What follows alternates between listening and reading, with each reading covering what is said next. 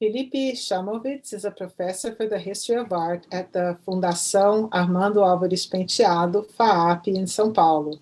He was director of the São Paulo Museum of Modern Art between 2007 and 2019, and works as a curator and art critic in São Paulo. Let's welcome Felipe Chaimovich.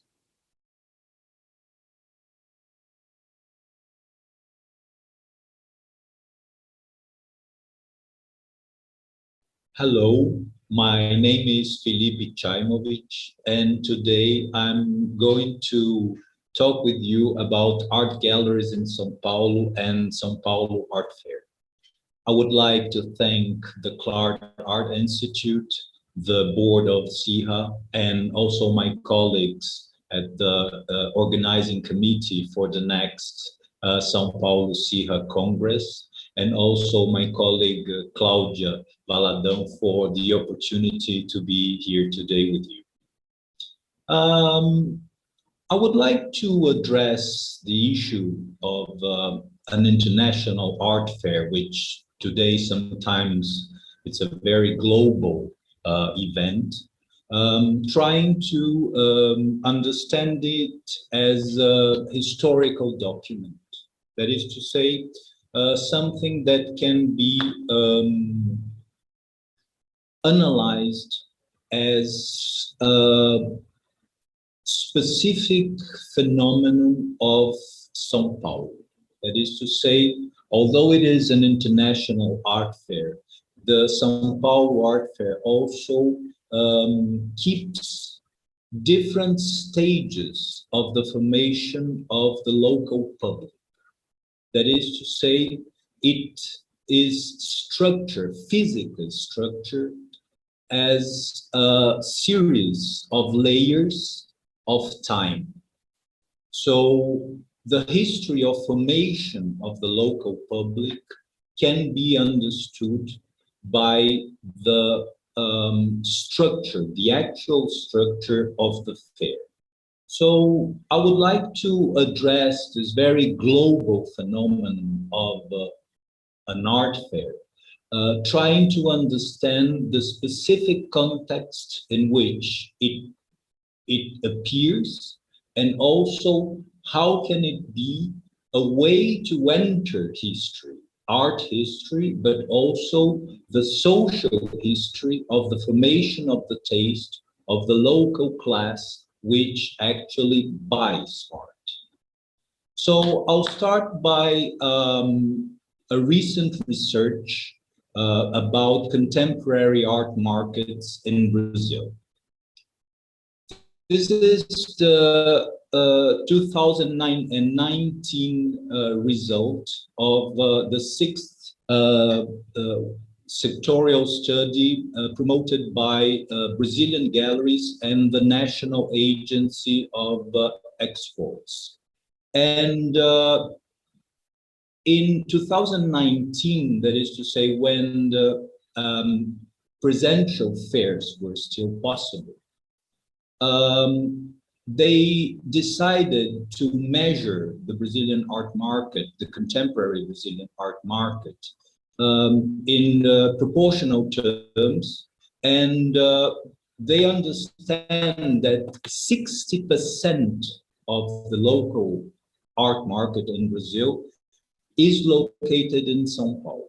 So what you see there is a proportional distribution of the importance of local markets in different cities of Brazil. And obviously, São Paulo is the most important center for contemporary art markets in Brazil.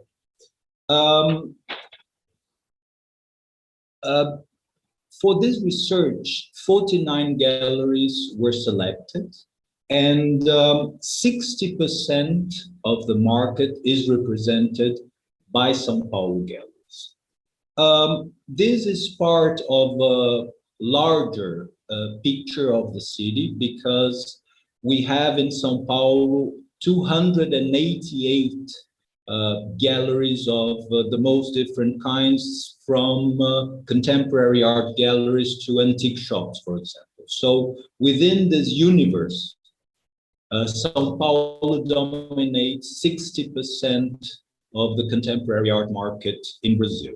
At the same time, these galleries that participated in this research, they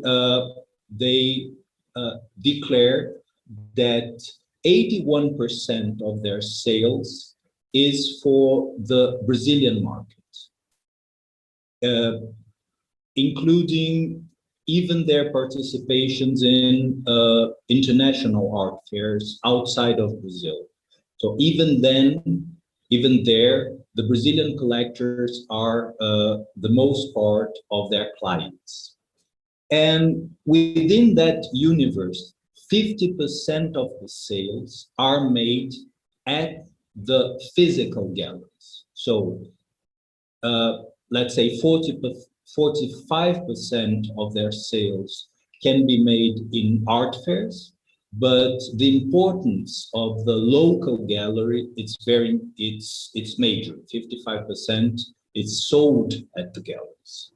And 64% of their clients are private individual collectors.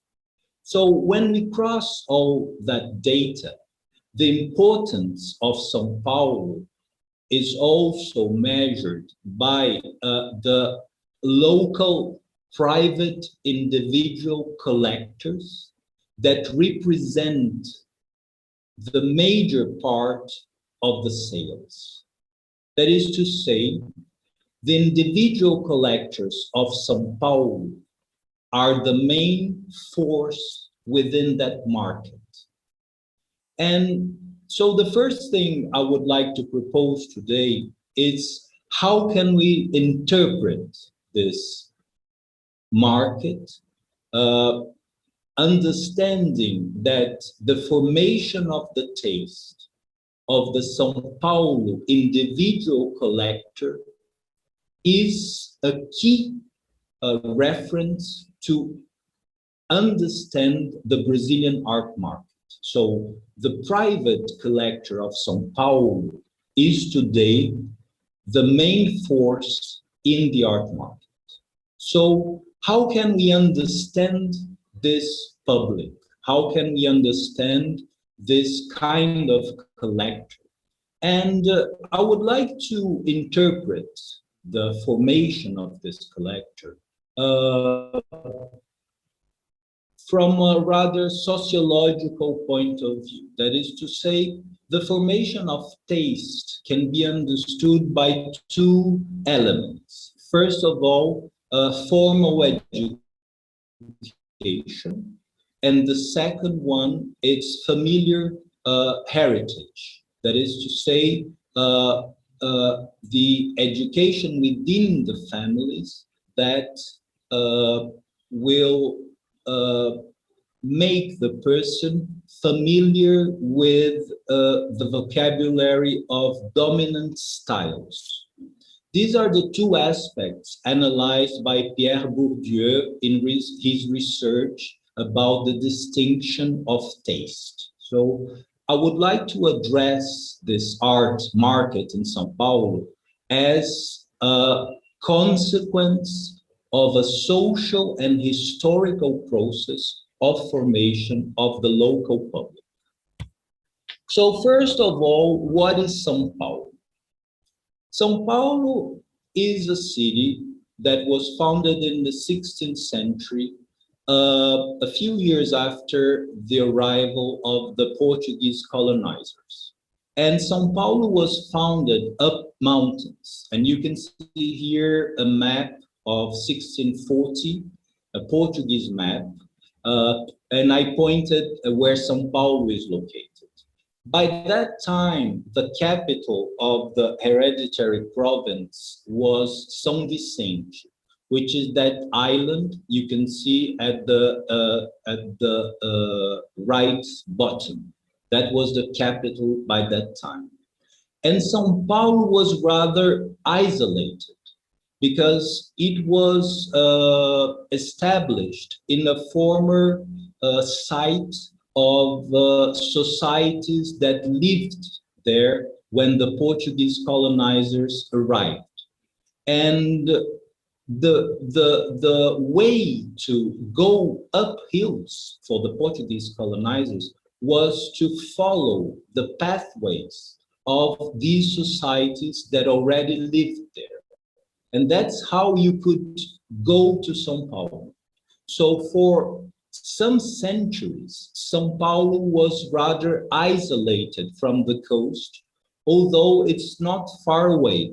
You can make this trip today in around 40 minutes. But the conditions of the roads, I mean, of the pathways, were very poor. So whenever there was rain or there was some kind of, I don't know, problem with the road, São Paulo could be isolated for up to 4 months from the coast.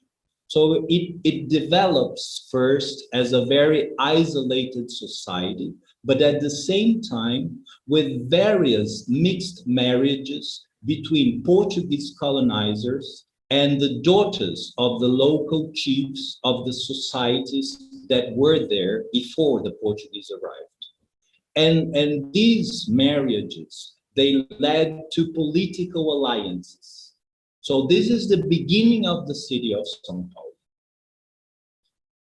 And these alliances with the local societies enabled São Paulo inhabitants to move inland. They were rather isolated from the coast, but they started to follow the existing pathways of those societies. And at the left, you can see the actual roads, the pathways that linked the today Brazilian coast to the city of Cusco in the Andes. So these societies were connected to the Incaic Empire. All these societies were connected. And you can see there the geolocalization, a very recent research that mapped the road which is called Piabiru Pathway. So these roads existed before the Portuguese arrived. As the São Paulo Portuguese colonizers united with local families of the existing societies, they started to travel along that pathway.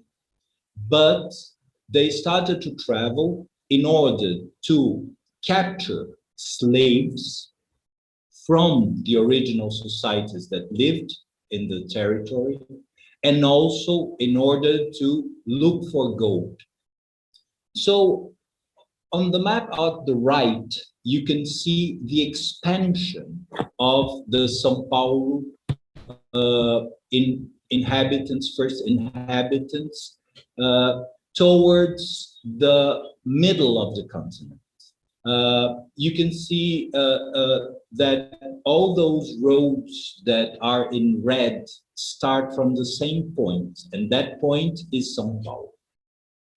So the inhabitants of São Paulo, they start to expand towards what would be the Brazilian territory. And they get up to the Amazon. And all this is possible because they follow the pre-existing pathways and also rivers. But this movement eventually leads to the discovery of gold, most of all in the center of the territory, of the colonial territory, what will be today the state of Minas Gerais and the state of Goiás. These are two regions that were explored originally by the inhabitants of São Paulo.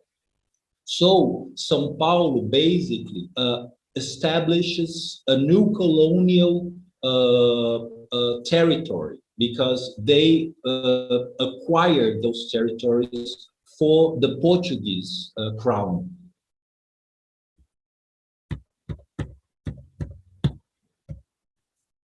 Eventually, that movement caused a loss of local population in São Paulo, because the local population would go on those streets, they would capture slave populations. They would capture populations and turn them into slaves to work for the plantations. And they also were looking for gold. So the city of São Paulo and its surroundings is almost empty by the early 18th century. And this has a big consequence when São Paulo loses the gold mines, and the gold mines become part of a different colonial unity inside of Brazil. São Paulo had already become the capital of the hereditary province in 1682, but at this moment it is already getting almost empty. And it is so delicate, the situation is so delicate, that in 1748, São Paulo becomes a part of Rio de Janeiro. Such is the loss of power of the region. And at the mid-18th century, a new economic cycle would start in the city with sugarcane plantations around the city of São Paulo and within what would become the new territory. And as this new economic cycle grows, it also connects the population to the land, because it's no longer an economic cycle of exploring new lands. It is a rather agricultural economic cycle. And as it raises, São Paulo becomes again independent in 1765. And what happens is that then will be built the first road connecting São Paulo to the coast. And that is what you see in this slide, is the Lorena Pathway. Some parts of it still exist, and you can go in a walking tour down hills. It's a very beautiful walking tour, and you can see parts of this pathway. This is one of the largest engineering works during colonial times in Brazil. It's the Lorena Pathway. It takes 50. It has a length of 50 kilometers.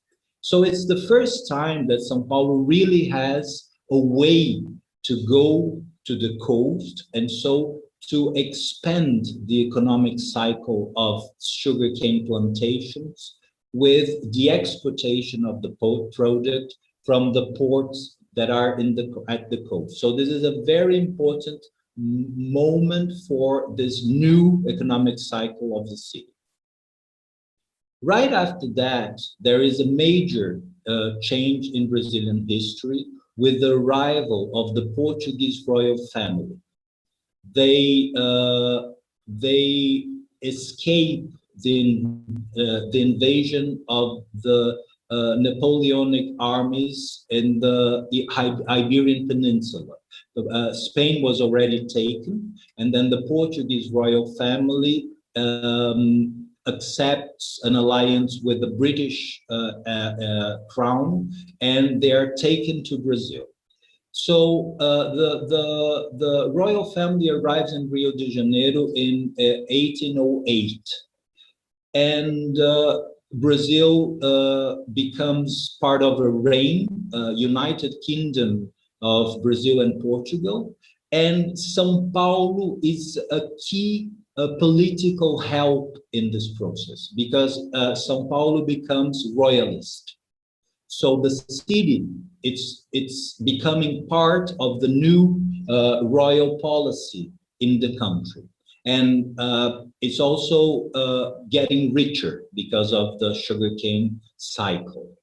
And the first king, the Portuguese king, Dom João, has to return to Portugal in 1821, leaving his son, Pedro, to control what was then still part of the Portuguese domains. But in 1922, the prince declares the independence of Brazil while in a trip to São Paulo. So the independence of Brazil is declared in São Paulo when he was visiting the city, and he was a guest of one of the most wealthy families in town. In the same day when he declares the Brazilian independence, he adopts a local mistress and takes her to Rio. So she will be his mistress during the 1820s. And then the connection of São Paulo and the court of Rio de Janeiro is then even stronger. The movement of the alliance between the Portuguese and the British to enable the escape of the royal Portuguese family has as a consequence the opening of the Brazilian ports to British commerce. And after 1814, when the Bourbon family comes back to the French throne, also to French commerce. So this is the first time that Brazil opens itself to international commerce. And one of the consequences that are important for us today is that this is the first moment when European engravings start to be sold in Rio and in São Paulo by French salesmen that come from Europe with European engravings. And they travel to São Paulo, they sell books, and they also sell engravings. So this is probably the earliest, or one of the earliest descriptions of a private collection in São Paulo, made by a French traveler that came to the city in 1821. So this is the moment when Pedro the prince, the regent prince, is close to São Paulo. This is a moment when the economy is growing with the sugarcane economic cycle, and also São Paulo is exporting the sugarcane through the port. And what Saint-Hilaire tells us in this small text is that the local people had no idea about art. So they bought these engravings, they thought they were masterpieces, but for a Frenchman, for them, those were leftovers of European shops. So this is a first impression of an European traveler that participates in the first, let's say, art circuit that arrives to São Paulo. And you can also see an image made in, it's a painting made in 1821 of what the city looked like at the moment when the Prince Regent declares the independence of Brazil and becomes the first Brazilian emperor.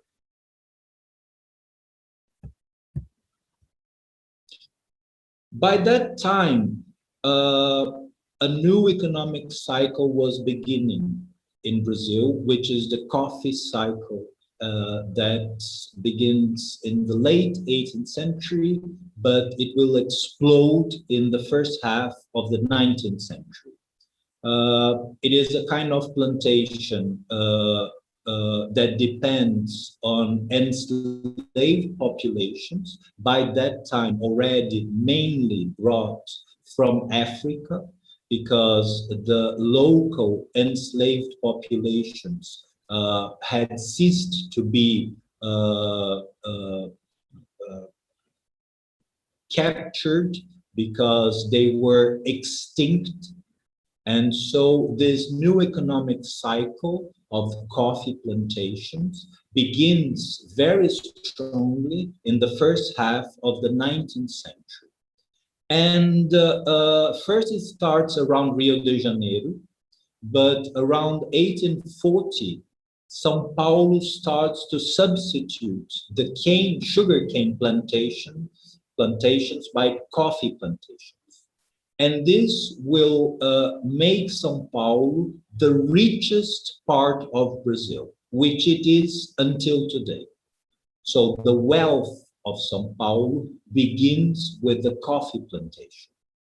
And of course, the capital suddenly becomes a center for this enriched class that little by little can move to the city and also administrate their plantations, most of all after 1855, 1860, when the first railroads are built in Brazil. So they can move to São Paulo and administrate their plantations while living at the capital.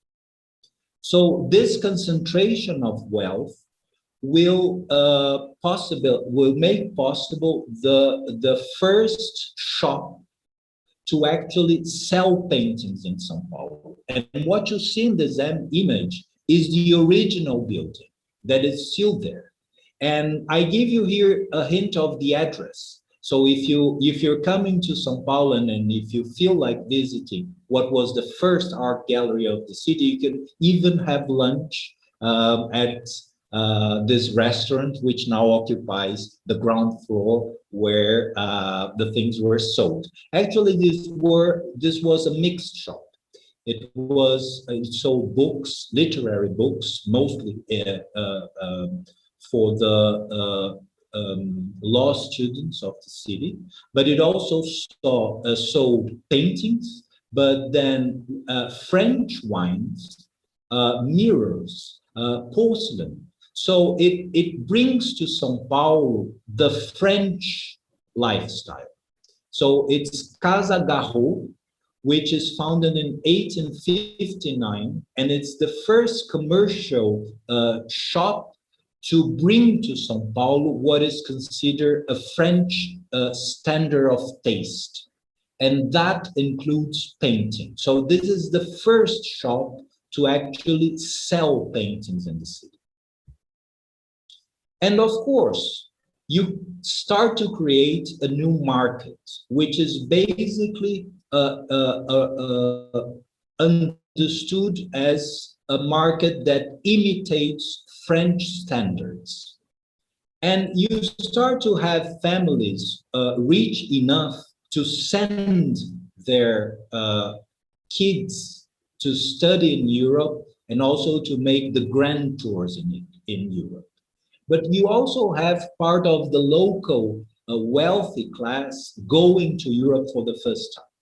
And one of those persons is Giana Prado.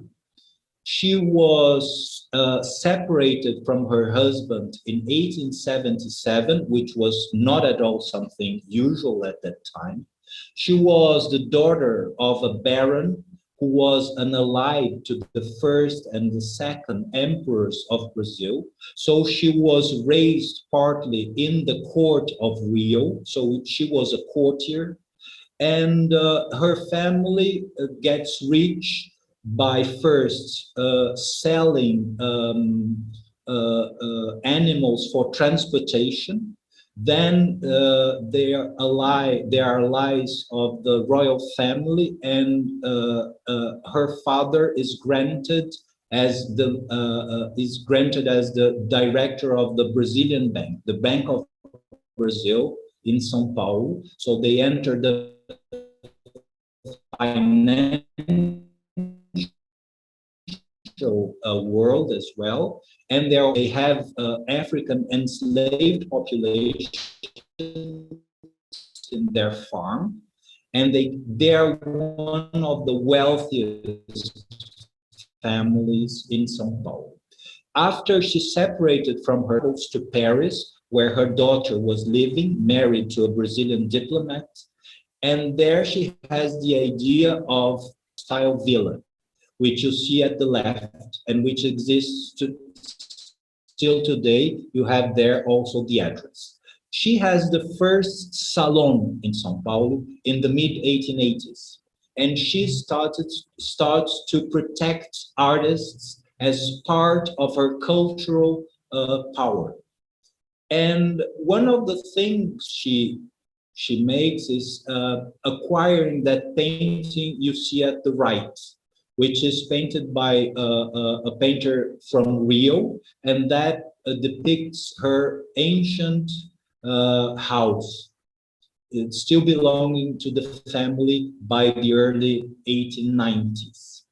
By that time, the commerce in São Paulo was strong enough to attract artists from the court of Rio.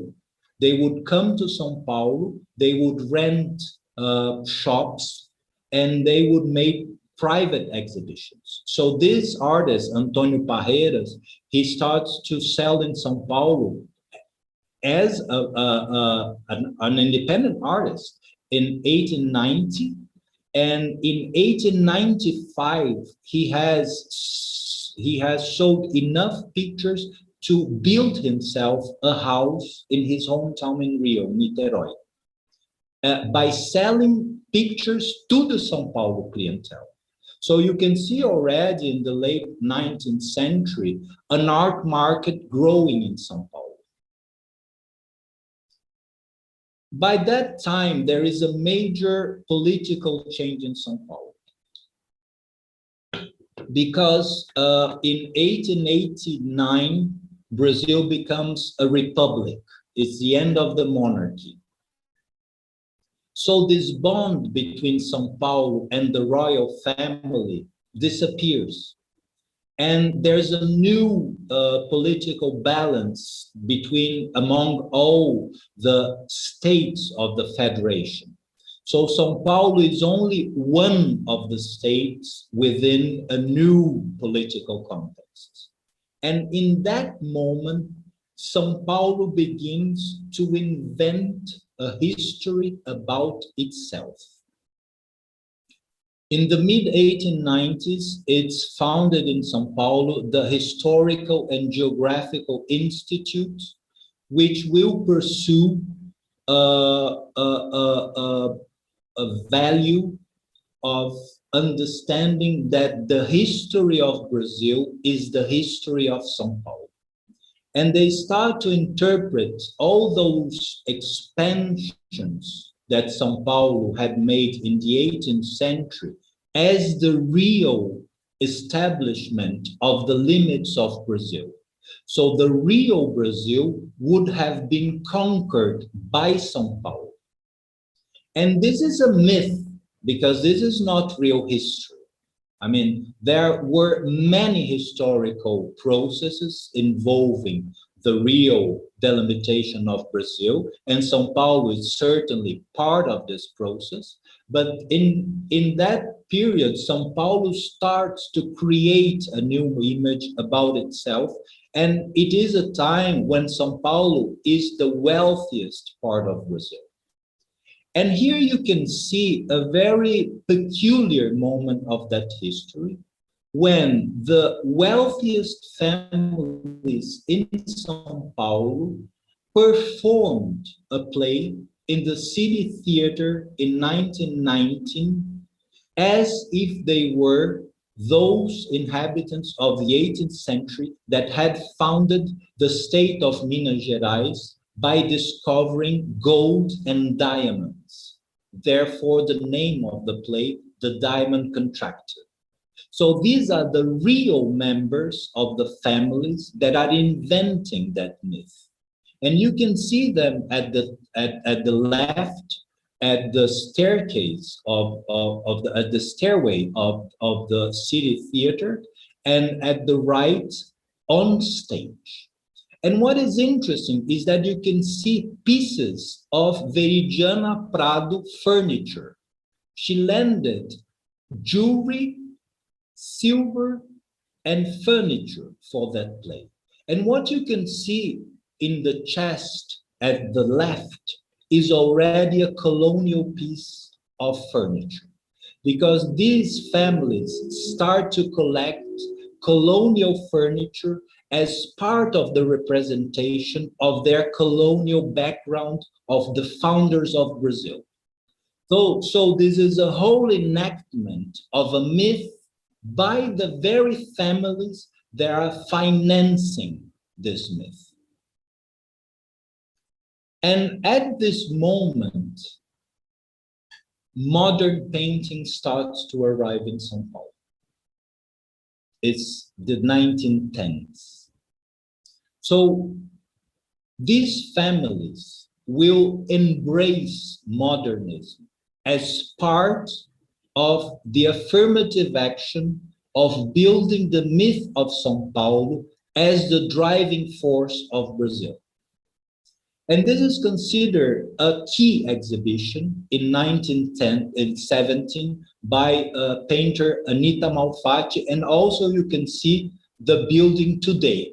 And also you have a hint of the address. So if you feel like, you can also have lunch there, because on the ground floor is also now a restaurant, the same place where Anita Malfatti made her modernist painting exhibition in 1970.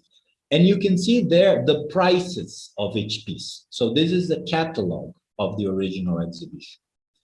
Her exhibition receives a very harsh criticism, and it starts a movement of a group that wants to defend modernist values in São Paulo. This will bring to the Modern Art Week of 1922, also held at the City Theater, the same where they had staged 3 years before that play of the Diamond Contractor. And the leading person of this movement is the grandson of Giana Prado, Paulo Prado, who you can see at this picture.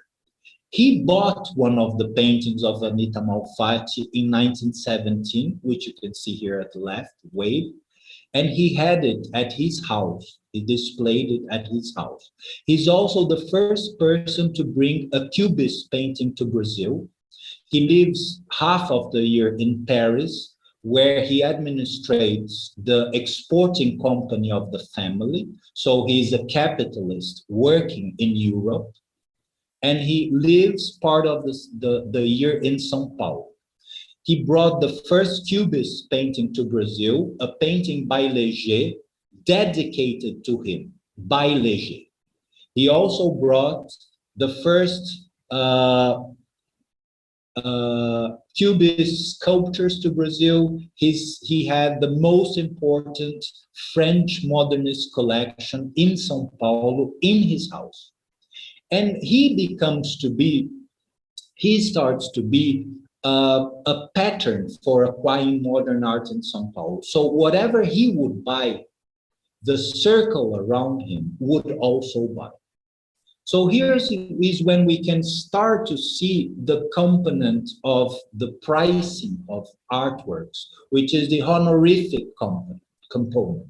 So Paulo Prado is the first person to give a honorific value to modern artworks. Whatever he buys is understood as something correct for this group of the wealthy families that accompany him. And it's only in the 1940s that São Paulo starts to move from a rather closed circle of families that bought art, and especially modern art, to a more non-personal system, with the foundation of two museums, the Museum of Modern Art of São Paulo and the Museum of Art of São Paulo, which is known as MASP. They were both founded in the same year, between 47 and 48. And what you can see there at the left is the still existing building where these two museums were originally located. And at the same time, you have the foundation of the first art gallery dedicated to modern art. which is the Domus Gallery. You can see at the right still the existing building. At that point, you start to have institutions.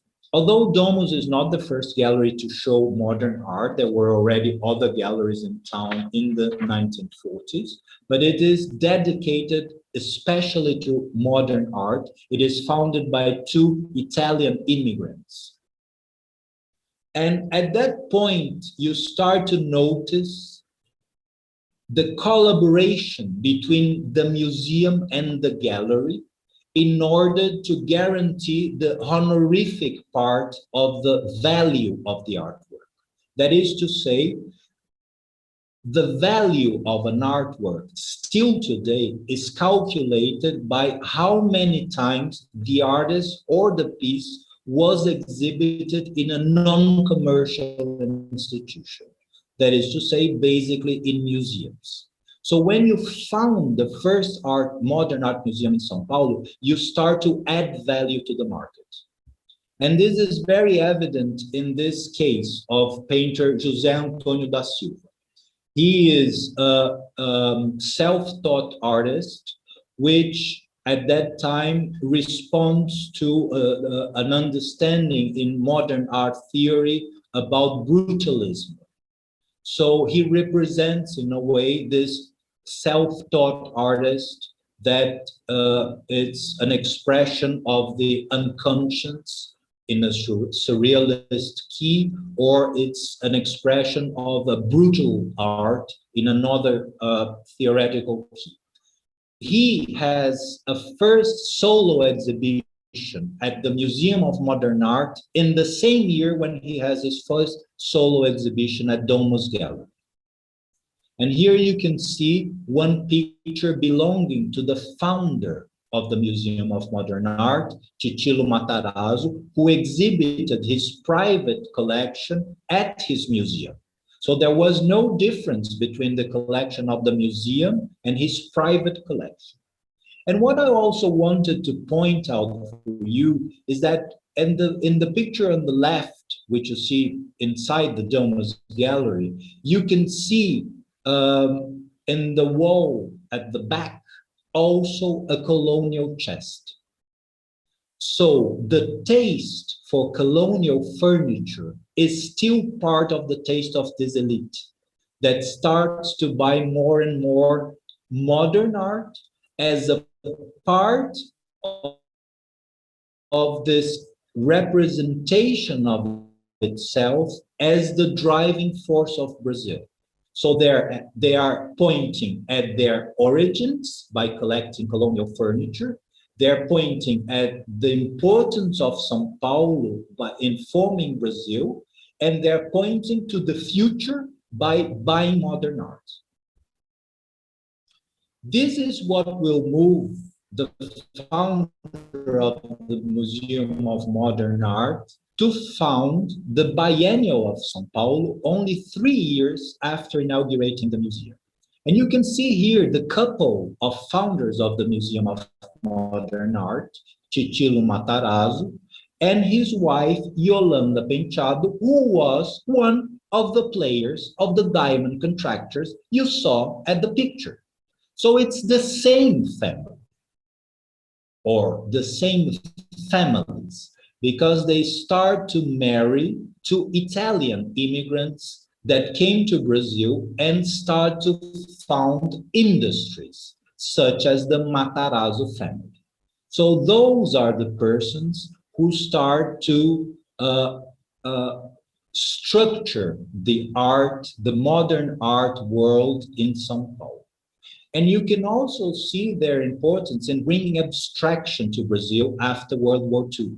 So the first poster for the first biennial, it's a geometrical abstraction by Antônio Maluf. The entrance of abstraction in Brazil, it's in a great part due to the Museums of Modern Art of São Paulo and Rio and to the biennial. And also the biennials were places where you could buy art on site. You could buy inside the biennial.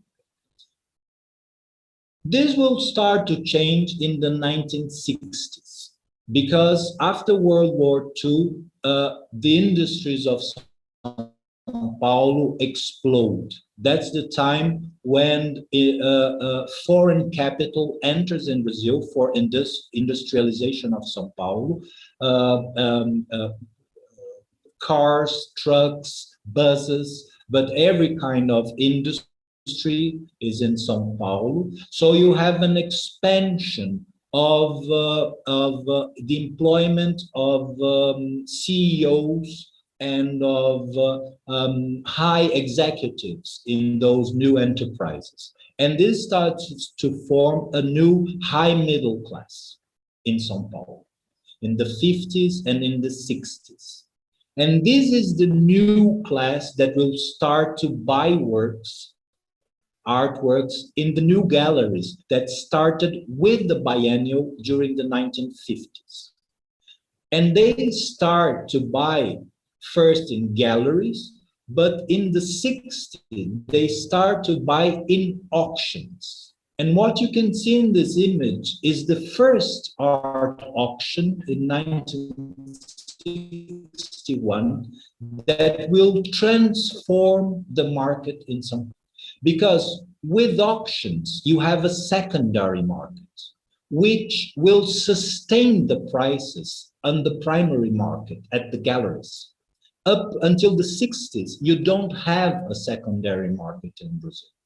So at this time, you have a more complex art economy growing in São Paulo.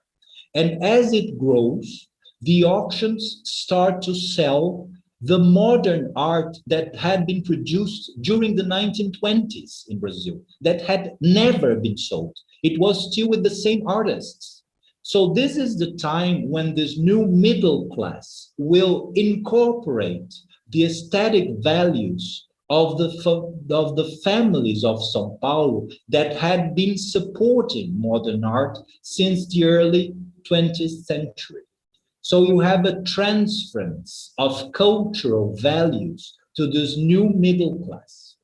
And this will sustain the art galleries. But at that point, you already have a more experimental art appearing in the country, because you have the biennial, so each 2 years, the local artists have contact with international trends, and you also have artists from wealthy families in São Paulo traveling abroad, like Nelson Lerner, this artist that you can see here. He has this beard.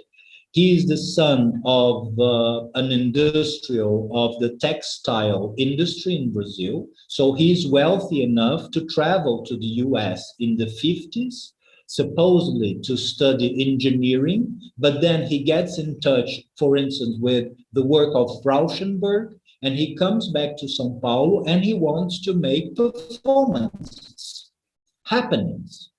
And he founds a co-op gallery with other experimental artists in the mid-60s in São Paulo. And this gallery is located in part of a modern furniture shop, which was the property of one of the artists, Geraldo de Barros. He also was a designer.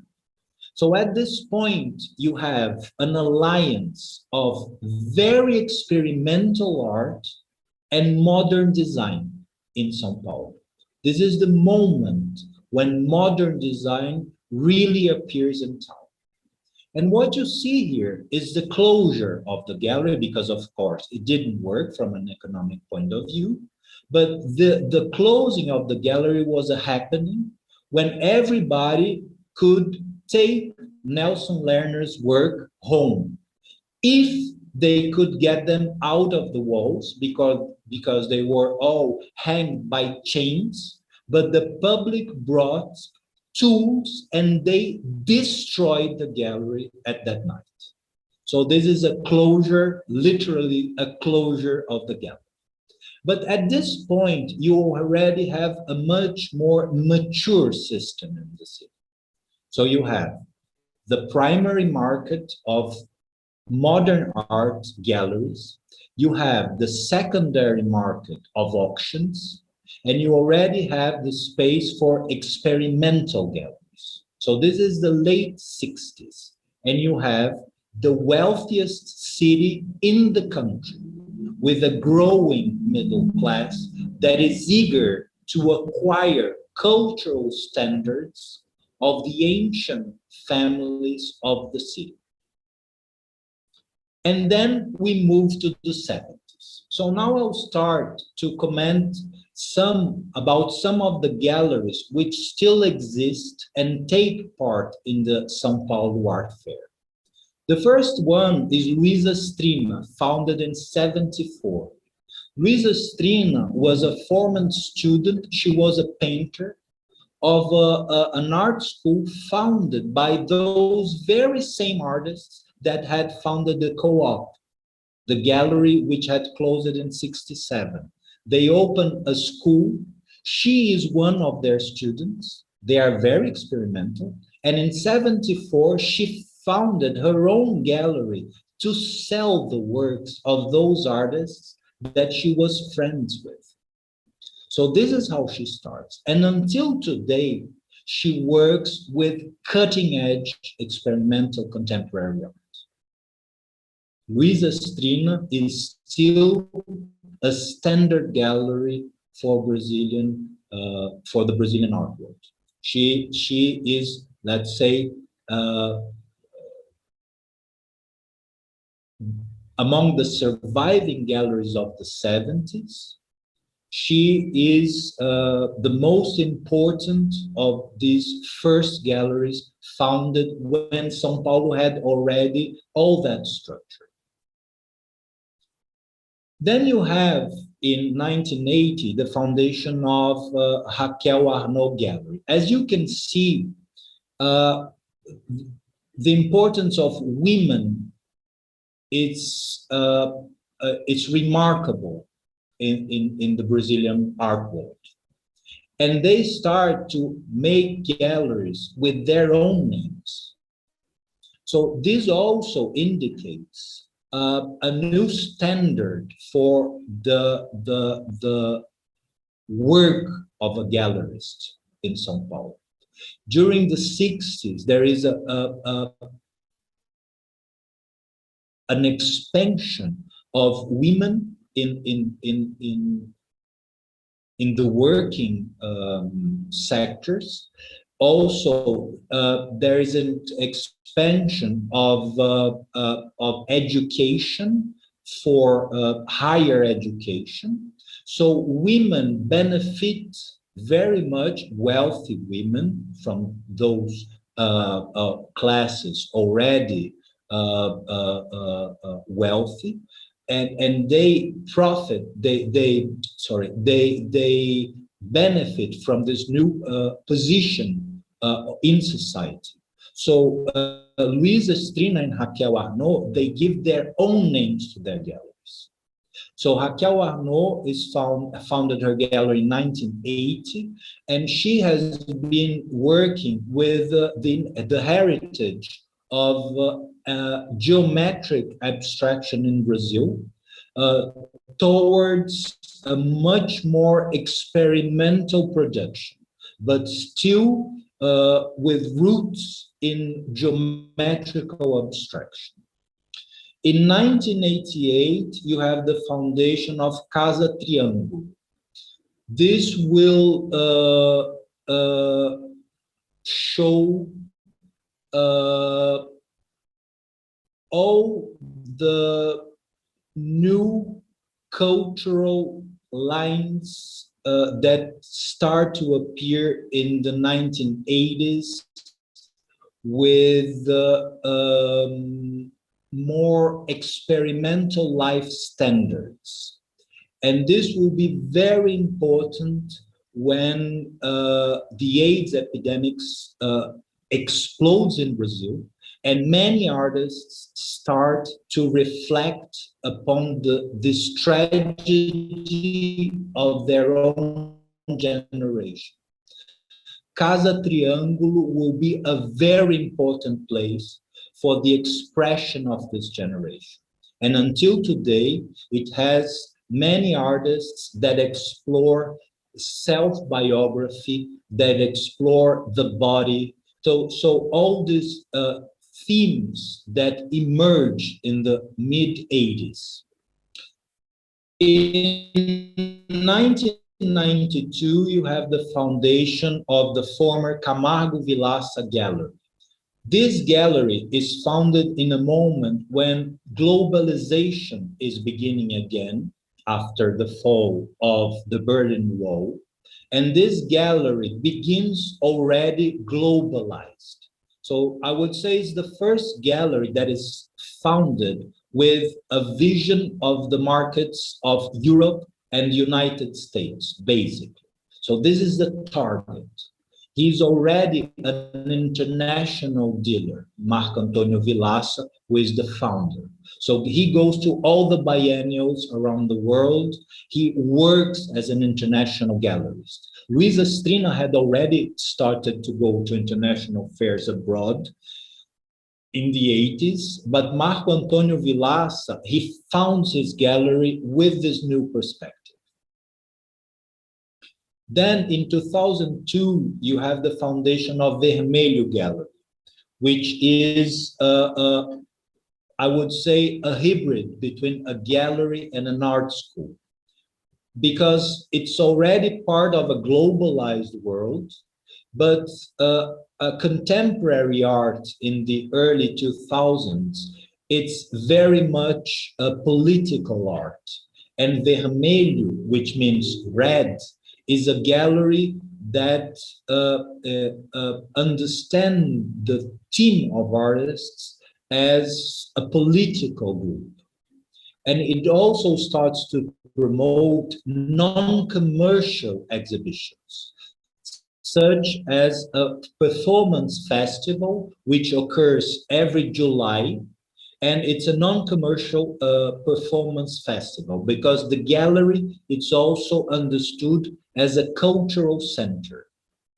And this model develops into Pivot Gallery, which was founded in 2012, which is basically a private cultural center, which also is a gallery, but mainly understands itself as an experimental space, as a cultural space, and it even uses public money, because in Brazil it is public, it is possible to deduce from your taxes a part to finance cultural exhibitions, for example. So Pivot establishes itself already as a kind of cultural center. So it's much more experimental. And the sales, they come from the cutting edge experimentalism. This is the universe that you will find at São Paulo Art Fair. It was founded in 2005. And it decided from the first moment to install itself at the Bienal building. So there's an immediate identification. It's a photograph of the building.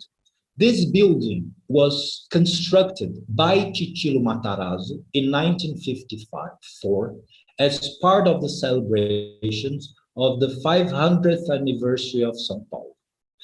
He was married to one of the ladies who acted in The Diamond Contractor. And this is part of power to lead Brazil. So it's a whole modernist park which was built in 1954, and the buildings were projected by Oscar Niemeyer years afterwards. So when São Paulo Art Fair decides to be born inside this building, it identifies itself with all that history. And you can see in the structure of the fair, the survival. So how is it structured? Today, the fair, I mean, in 2019, the last presidential fair, there were 164 galleries. When the fair was founded, it had 41 galleries. 40 Brazilian and 1 gallery from Uruguay. Today, you have 164, many of them from outside Brazil. For instance, you have David Zwirner from New York, you have Listen Gallery from London, you have Continua Gallery from San Gimignano. So it's an international art fair. But what's specific about this art fair? So when you enter, you're at the ground floor. The ground floor has 2 levels. So the lower level, you will find the most experimental young galleries and the publishing companies. So you have a memory of the early stages of the market at São Paulo when the first engravings arrived in town. You still have that memory. You go up the ramp and you get to this ground floor area you can see here. At this part, you have the secondary market, galleries that deal with modern art and also secondary sales of contemporary art. At the same floor, you have galleries that deal with self-taught artists. The same path established since 1948 with that painter I just showed you. He is still sold at São Paulo Art Fair today, the same one, and also other self-taught artists. Then you go up the ramp to the first floor. There you will find all the contemporary art galleries, which is the main part of the art fair. The identity of the São Paulo Art Fair is basically contemporary art. So this shows you this ideal of São Paulo as the leading cultural force in Brazil. This is the contemporary drive. Then you go up to the second floor, and there you will find modern design and antique shops selling colonial furniture. And there you find the myth of São Paulo as the land that expanded the Brazilian territory and keeps these values until today. So, in a single art fair, you can find all these different levels of the history of the formation of the taste of the local